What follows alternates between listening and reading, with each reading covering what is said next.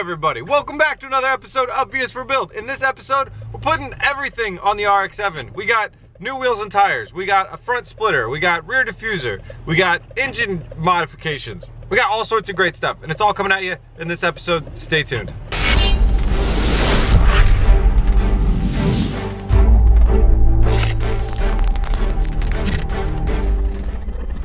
Before I can get started, I gotta get the tires put on the wheels, and I know you guys can't wait to see what the wheels are. I'll show you soon enough. So we're gonna head down to the tire store right now.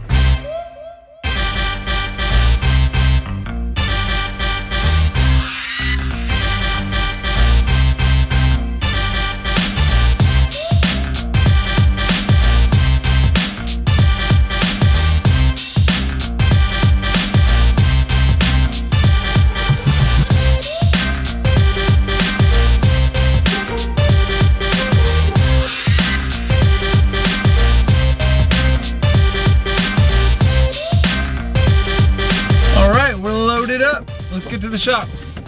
Back in the paint booth, it's time to get this car out of here and into the shop so I can get working on the finalization of it. These two heaters worked wonders last night, kept it pretty warm in here, so the paint dried up nicely. I'm happy about that. I was really curious what that reflection is over there. I saw it in the thumbnail. It's reflecting those little things over there. I couldn't tell. Anyways, if anybody was watching as kind of a DIY, and they're doing this at home, first of all, good luck. Second of all, you want to take the masking off. What we're going to do right now, you want to take the masking off right when you're done painting, if you can. I'm always too scared that the masking is going to hit my paint, so I don't do it. But I think you're supposed to let it wait like maybe an hour and then pull the masking off.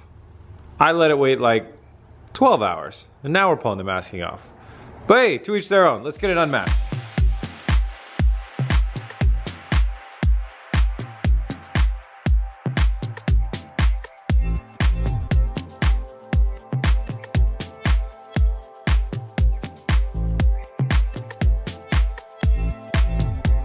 Small problem with the keys, like an I don't have them problem.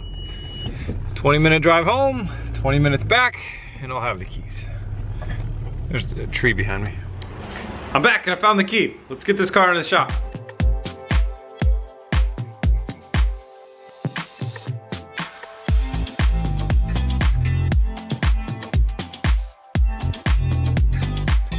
Finally back in the shop and up on the lift. So today the goal for me is to work on the engine modifications, suspension, wheels and tires, those types of mechanical things, and test. Chelsea is going to be working on the interior and getting that stuff sorted out. There's a lot to do, so it might not be possible to get all the interior done today, but we're going to make a good dent on it. So Chelsea's going to get started by removing the driver's seat and other things and start placing the new carpet that we got. I'm going to start working on the suspension. We got the new teen coilovers. Now these aren't new to me, and they're not new, or they are new to me. They're not new, period. They're used, but they are in good condition, and they're gonna go on here so we can get the new wheels and tires on here. Also worth mentioning, we're not replacing the bushings, although that's normally a good thing to do on a car with this much age. We tested mine and the amount of play that the different things have, and it just doesn't need it. They're in surprisingly good condition. I also found out this car has 80,000 kilometers on it, which is 50,000 miles, and a lot of things really do match up with that, like the bushings and the interior condition. I know it smelled bad and stuff like that, but that's mostly my fault from the rain. But like the plastics aren't broken and other things like that. So it's not crazy to think that this is actually a 50,000 mile car, and the reason that the suspension is so shot right now is because the owner put crap suspension on there, which was probably broken when he installed it. So strange circumstances, I know, but I'll go ahead and get those wheels off, replace the suspension, and like I said, Chelsea's gonna start on the interior.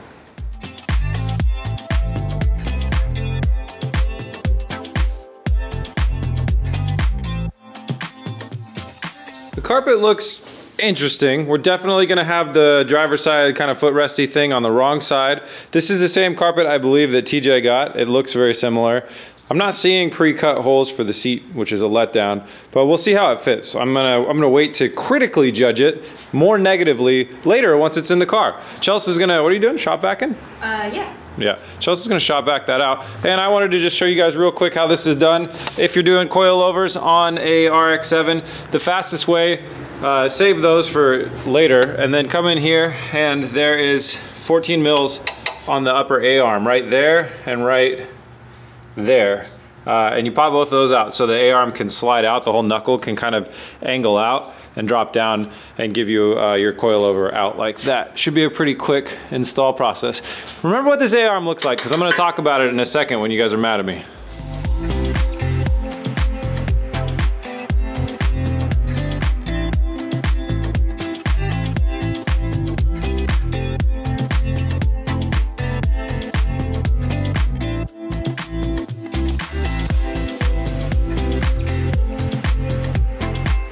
So with this front suspension, it's pretty quick. The way I did it was undo the A-arm right there, and there on those two bolts. That'll allow that to go. Undo the sway bar from the front. That'll allow this thing to drop down. And then undo these. Ooh, that's on upside down, it looks like. I'll flip that around. Undo all four of those, and then down here there's a 17 mil on the bottom of that. You can't miss it. And then that whole thing just falls out, and then you put it right back in the other way. I'm gonna switch over to the rear now and take care of the rears. Chelsea is coming along marvelously with the carpet. It's looking really good.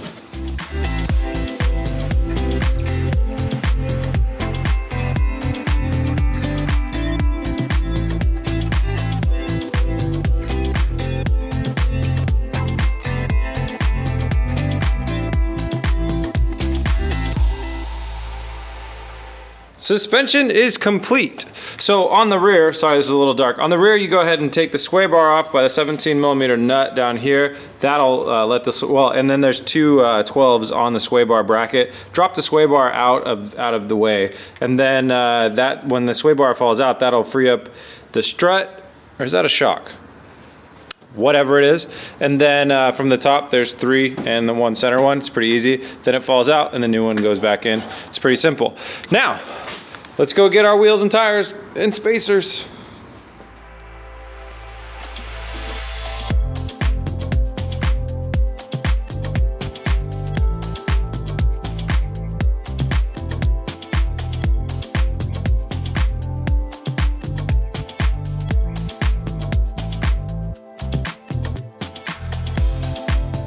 Well, we got some issues, and I'll address those later, but let's talk about the good part. These look awesome on the car. This is a bunch of things that were provided to me by a few different companies, so I want to take a second to talk about them and thank them. So the wheel first is the Koenig Decagram. You guys know about Koenig wheels. We run Koenig wheels on almost all of our builds. They're a very affordable, great quality wheel. This is a flow-formed wheel, so it's a good quality, and it stays lightweight.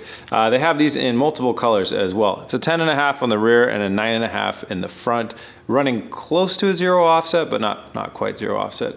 They're wrapped in Fareoh RSRs. Fareoh is also another very economical, affordable tire, and we run these. We run Fareohs on a lot of different cars. I got RSRs on. Well, I had them on the Mustang that I just sold, and Chelsea has Fareohs on the M5 that have been doing great.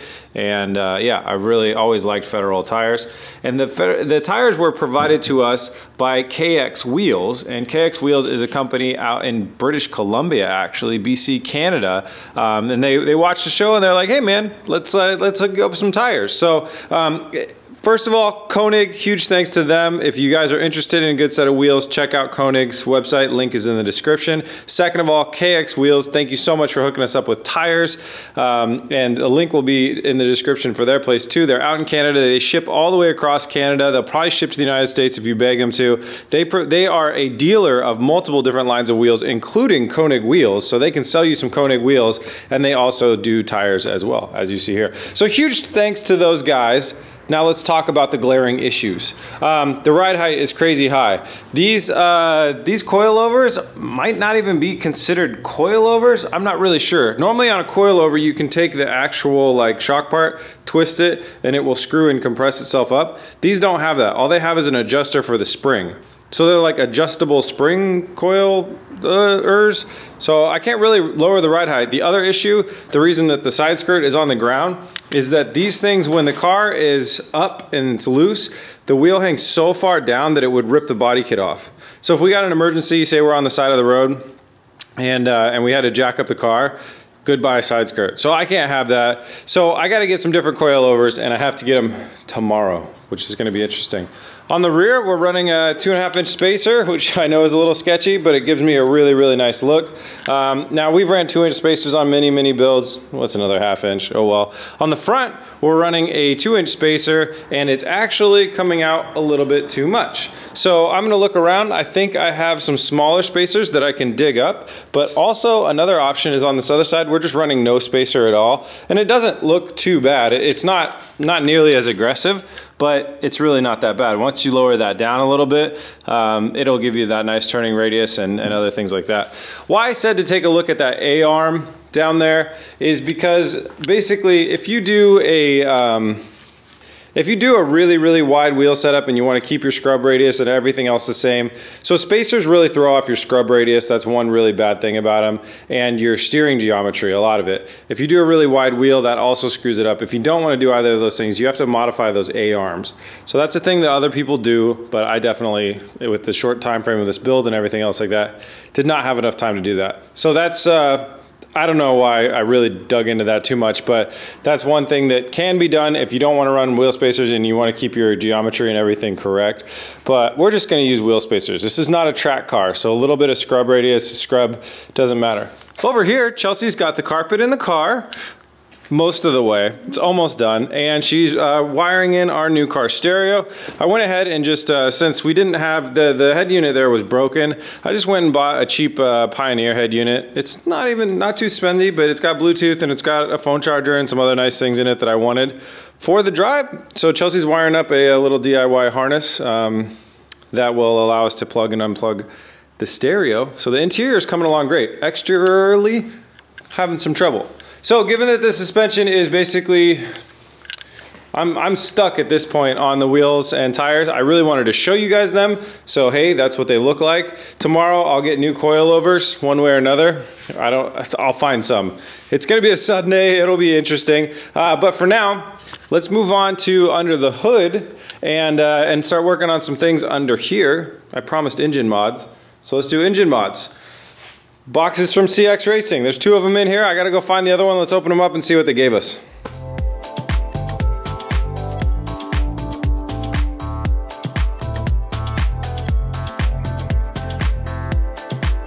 Oh, so many goodies from CX Racing. So here's what we got. We have an intercooler kit here with a blow-off valve. That's gonna replace that intercooler right there. And it's gonna redirect to up front.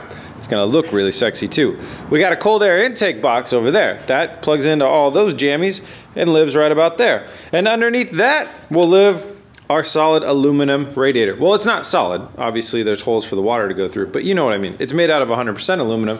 These radiators have a lot of problems because they have plastic top caps and bottom caps that tend to break. So, I know I just talked a lot about a lot of brands with the wheels and the tires, and then now CX Racing. Forgive me for bundling this all up into one episode, but this is what happens when it's cram time. It's kind of my bad. But guys, please, please, please help support the people that support BS for Build. Links to CX Racing are in the description. If you're not interested in buying anything right now, just keep it in the back of your mind. If you're like, oh, I'm in Canada and I need tires, that's where you go. If you need, CX Racing provides all sorts of awesome aftermarket parts for all sorts of cars. They got swap kits. Like say you wanted to LS1 swap one of these things. I know they have a swap kit on their website. That's where I got my 2JZ for the BRZ swap kit. All sorts of great stuff at CX Racing. Huge thanks to them. And if you guys aren't interested in buying anything, just hit up their Instagram or something. Say hi. Say BS for Build sent me. So let's start breaking down the front end of the old 13B here and start looking at how we're gonna. I think we got to pull a lot of this crap out to get at the radiator. I believe the radiator comes up from here. So let's start pulling that apart. Stereo update. Chelsea got the stereo nailed. It's installed. We tested it out. It all works. We still have to hardwire that grounding cable that's in her hand right there. Did you guys see Chelsea got her nails done to match the car? How fancy. And one of them's Minnie Mouse to match Disneyland, where we're going. So anyways, the stereo is in, and when you do a double din in these cars, you have to order your own custom bezel, or you can make one. And I definitely didn't plan that far ahead, so that's to come later. But now we'll have you know, like a decent stereo for the ride down to California. And for me to actually have a ride down to California, we got to get started on this. So I'm going to start pulling this apart.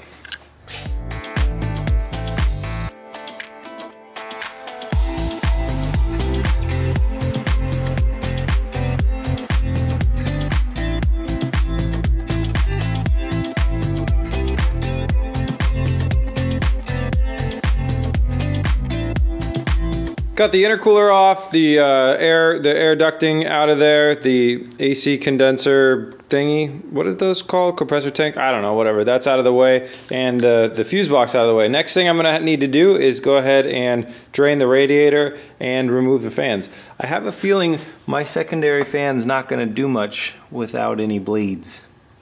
Don't know when that happened in its life, but yeah, that's unfortunate. But that guy will work.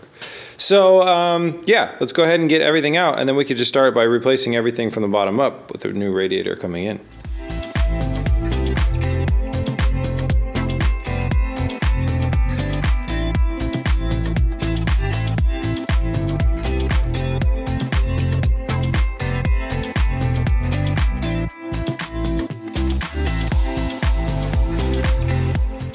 You can see we got the stock RX7 radiator removed, and we got the new CX Racing radiator right next to it. You can see the difference. It's much thicker, all aluminum radiator. It's all great except for one big thing.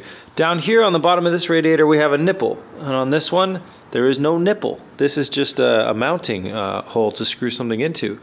So that's a problem. This radiator is meant for a car that has what's called an AST delete. The AST is this guy right here. It's an air separator, air coolant separator. And I don't have that delete, and I don't have the car set up for that delete. But I do have a welder, and I got some big old balls. So here's what I'm gonna do. I'm gonna grab this thing, I'm gonna fill it up with some water, I'm gonna drill through this little threaded screw-in area here into the radiator, into the body of the radiator. The water will then push the shavings out as soon as I break through. And then I'm gonna weld on a nipple right here that looks exactly like that nipple right there, and then it'll happen to be in the exact right spot, and we can continue on, and I'll have my AST.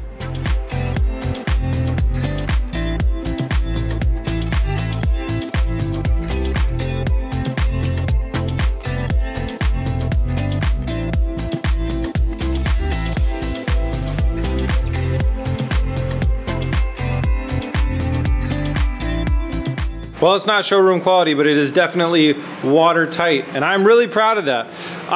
Just like about a year ago, maybe a little bit more, I got this TIG welder, and I couldn't weld anything to anything. Like, I couldn't make anything happen, and aluminum is very hard, and going from a thick aluminum like this to a very thin piece like that is not easy, and I'm really, really proud of myself that I got it. So, next step, we just gotta plop that baby right in there, and then we can plug our AST into it, and we're back on track. But I won't be able to get onto that until tomorrow because it's 3:30 a.m. right now, and I gotta go home. This is getting crazy. This is getting really crazy. Tomorrow is the last day, and there is like a million things to do. Today, what killed us was all the running of errands. I got a lot of other stuff that I didn't show you, but tomorrow, everything has to get done. So I'm gonna call in every friend that I know that knows how to turn a wrench. Chelsea will be here joining us. I'm really proud of Chelsea, by the way. Wiring up a stereo harness, doing all the interior work that she did today, the carpeting, that was really cool. Anyways, tomorrow we will get everything done somehow. All hands on deck. And I will just, if I have to work an all-nighter and all the way through the night, I will do that. Let me turn off this light right here. So with that said, please show some love to all the people that supported us today. All the links are in the description. Thanks so much to all those companies for helping us out. And don't forget the sponsor of this build, JDM Buyer, link to them is in the description as well. I'm delirious. It's really late. I got like 4 or 5 hours of sleep last night. So everything will happen tomorrow. It'll be fantastic. I will see you guys then. Please remember to like and subscribe. Thank you so much. Peace! Come on.